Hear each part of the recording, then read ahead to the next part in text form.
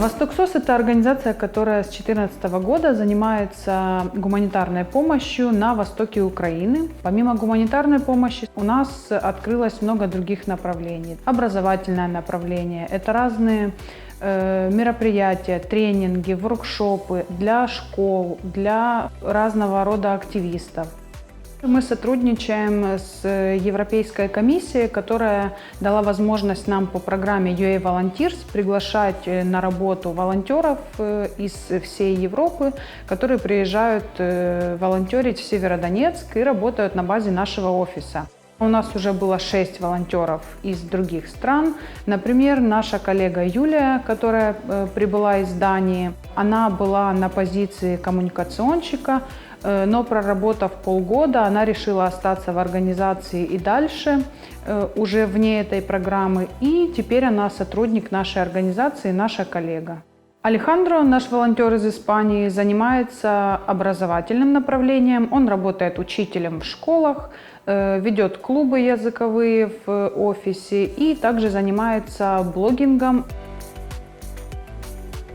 So here basically I'm an educator or a teacher, yes. I go to different schools, high schools, I do different workshops, I speak about different topics, we do a lot of things with the students.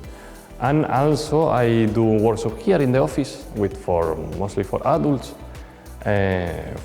usually language like Spanish, English, but we speak also a lot about everything, using this both language. And sometimes we do this like special events, mostly about cultural things, about Ukraine or about Europe, Spain in this case. Yes, to make people like more engaged and a little bit to have some place to meet each other, no? And discuss more things. Yeah. Роль такого волонтерства очень колоссальна. Вместе мы продвигаем идею того, что культурная и образовательная составляющая такая же важная, как и гуманитарная и психологическая. Вот на примере Алехандро. Он для себя открыл восток Украины впервые, а его жители благодаря ему открывают Испанию для себя, изучают язык, традицию и получают навыки общения на иностранном языке. Образовательные проекты нашей организации, благодаря волонтерам, в частности Алехандро, выходят на новый уровень и становятся продвинутыми і более інтересними. Раніше я вже ходила до Восток-СОС, до психологічного клубу «Довіра» та україномовного розмовного клубу.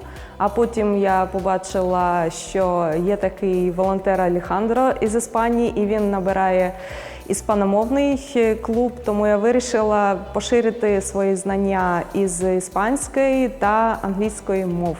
Я вважаю, що дуже важливо, коли волонтери приїжджають до сходу України, тому що це є дуже гарна течія до культурного обміну, до поширення української, російської, іспанської, англійської та інших культур.